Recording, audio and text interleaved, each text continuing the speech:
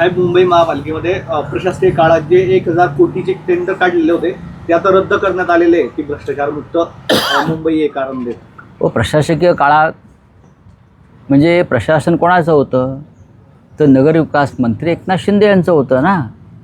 महानगरपालिका या नगरविकास मंत्रालयाच्या हातामध्ये असतात, त्यांच्या नियंत्रणाखाली असतात.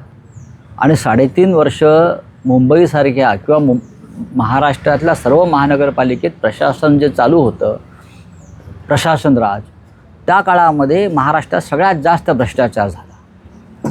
नगरविकास खात्यात महानगरपालिकांच्या माध्यमातून नगरपालिका, महानगरपालिका. आणि आता जर 1000 कोटीपेक्षा जास्त रकमांचं टेंडर्स किंवा व्यवहार रद्द केले असतील भ्रष्टाचाराचा संशय आल्यामुळे, तर त्या संदर्भात मुंबई महानगरपालिकेच्या विद्यमान नव्या आयुक्तांचं अभिनंदन केलं पाहिजे.